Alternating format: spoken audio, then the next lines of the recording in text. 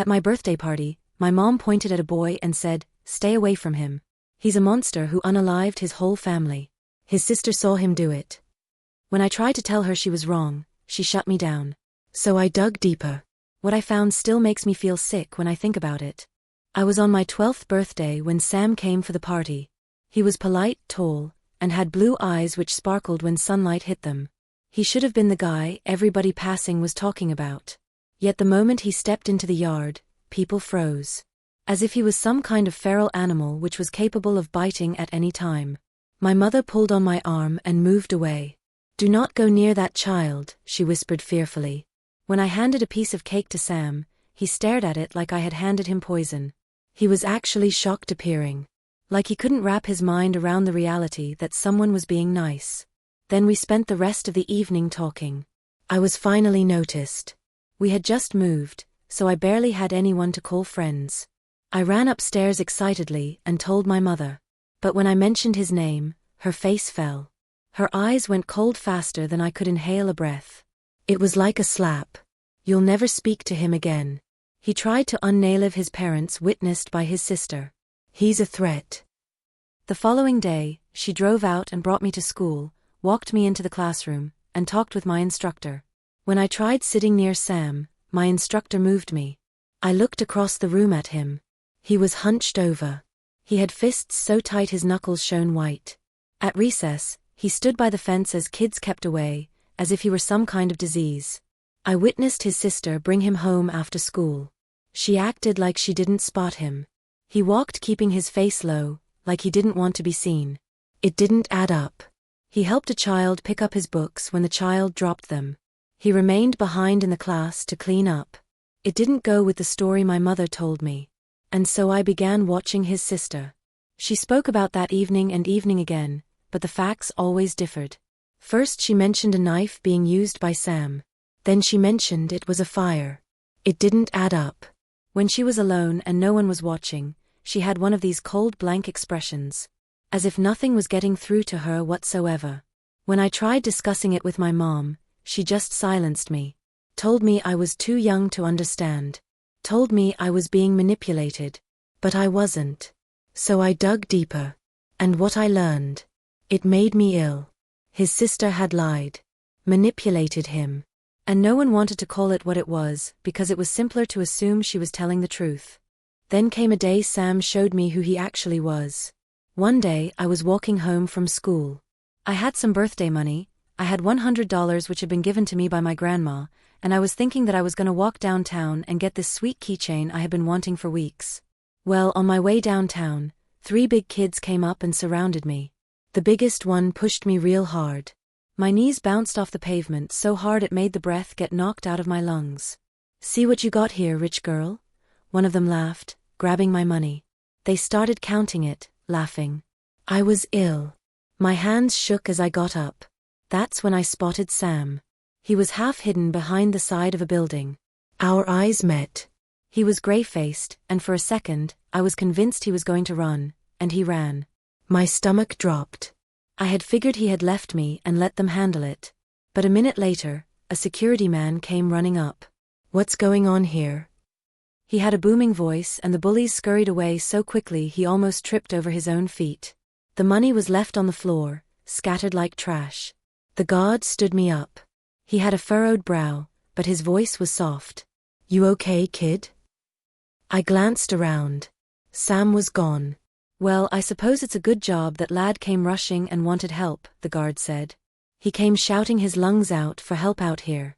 He looked desperate." That hit me like a body blow. Sam had not run away from me. He ran for me. When I told the incident to my mother, she lost her temper. "He was following you. What was he gonna do?" She snatched her phone and called the store right away. "What were you doing when my daughter was being followed by some psycho?" she yelped. I defended Sam. She wouldn't listen. Nothing was making sense. The Sam-type people talked about didn't align with the Sam I was seeing. That night, I started scrolling through his TikTok, his Instagram. Almost nothing, a few outdated group photos of his family, and even those looked alone. But his sister's accounts? Everything that had to do with that night. Photo after photo acting the victim on that night, asserting how brave she was still to live close to the boy who tried to kill us. I was sick reading it.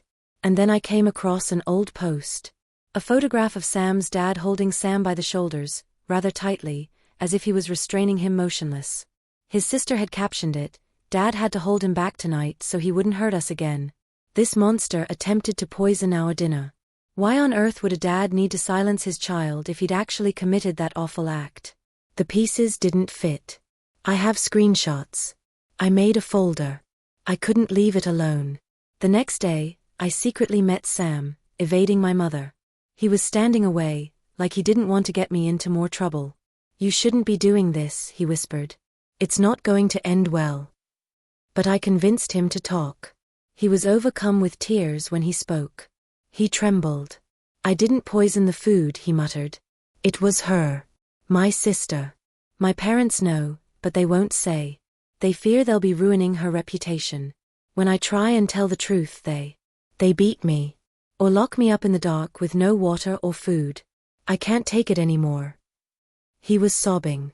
He lifted up his sleeves and showed the markings, burns, bruises. My stomach churned. I felt my heart break there. The next day, Sam was gone from school. When the teacher told him he was out with stomach problems, someone murmured, "Bet he's paving the way for the next attack." My back went cold. He had never missed, even when he had a broken leg.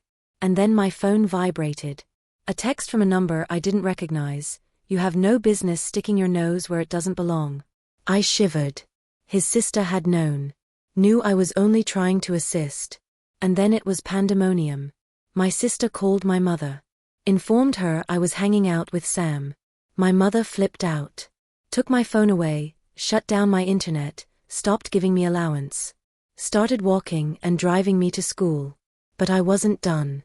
I snuck out when I was supposed to be sleeping. Went to my friend's house, Maya's, and used her computer.